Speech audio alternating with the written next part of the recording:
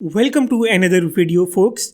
Today I am gonna give you a quick overview of the Pro mode of the Samsung Galaxy A72, and this guide applies to the Galaxy A52 and the A52 5G as well. Before we begin, make sure that you have hit the subscribe button. Alright, to enter the Pro mode, launch the camera application and go to the more options and hit the Pro mode. The Pro mode can overwhelm you at first, but don't worry. You will learn all about it now. So on the right side at the bottom you have the ISO control. First of all, ISO is your camera sensor's sensitivity to light, or in simple words, it is your camera's ability to gather the light. So lower the ISO, lower will be the light, and higher the ISO, higher will be the light. You have a maximum ISO of 3200 and minimum ISO of 50. The camera will mostly operate at 50 ISO in its auto mode. Ideally, you shouldn't use a high ISO, as high ISO along with bringing light will also bring the noise to your images. When the light in your environment is really low, you may try using the ISO of 800 or 1000. If you are not sure about the ISO, you can always use the auto ISO option. Next is the shutter speed. You have a shutter speed between 1/6000 and 10 seconds. Now the shutter speed determines how long your camera's shutter remains open to capture light and the subject. Shutter speed is useful when you are capturing long trail shots.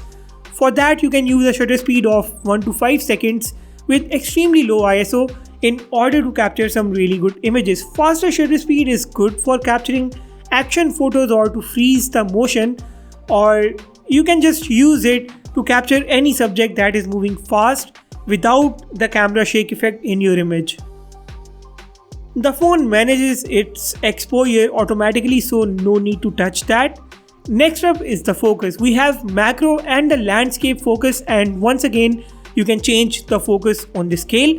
The macro focuses on the object really close, and the landscape, as its name suggests, will focus on the landscapes only. Now there is an auto mode for the focus as well, and you can always use that too. And then we have the white balance. With the white balance, you can correct the colors in your photo or video. You can remove the unrealistic colors from the scene. By default, it is set at 4800K, which is ideal. The lower you go on the white balance, the cooler your image gets, as you can see that it has become really blue. And the higher you go, the warmer it gets, and it can actually go towards a greenish side.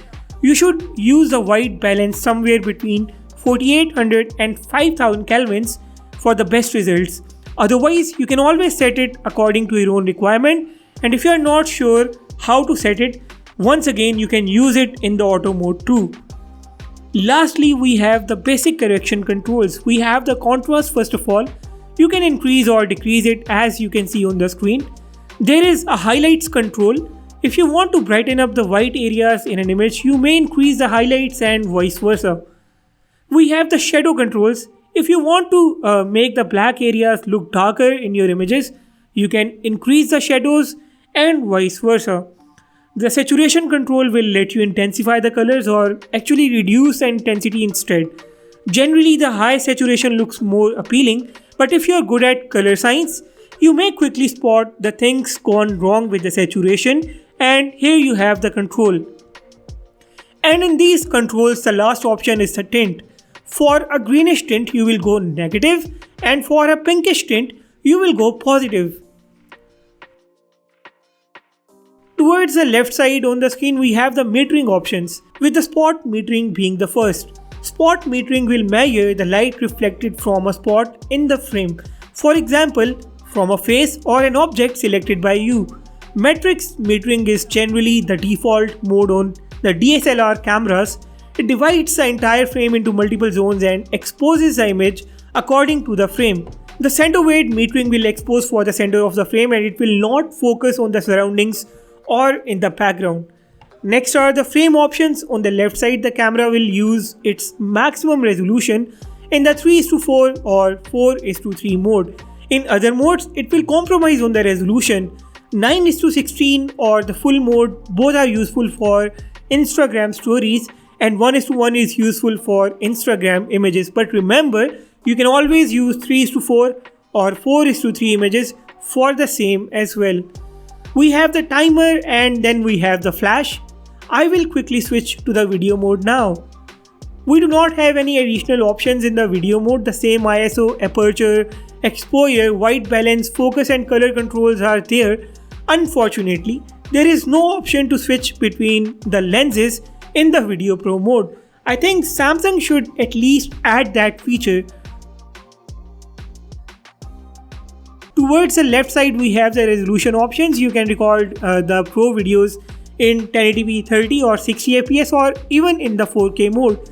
Now in the recent update, Samsung enabled the electronic image stabilization for the 4K videos. So you will have the electronic image stabilization in the 4K 30 fps mode across all the available options in the Samsung Galaxy A72 or A52's camera application. The color controls are available only up to 1080p at 30 frames per second. When you select a higher resolution, the color control options fade out. You can also use the flash in the video mode of the phone. Now let me quickly give you an overview of the settings available for the Pro mode. As you can see that most of the settings options are faded out, which means that you have a very minimum control on the camera of your phone in the Pro mode, which is definitely not good. And that is pretty much it. It's good to have the Pro mode with all these options on this phone, but unfortunately, this is not an ultra powerful Pro mode. There are many options and features still missing that I would love to see. For example, first of all, Samsung should give us the RAW support on the mid-range phones. An option to change the lenses in the Video Pro mode would be really nice.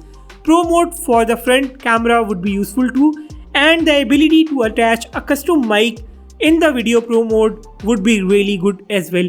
And yeah, who wouldn't love the audio level bars and the histogram options in the Pro video and photography mode?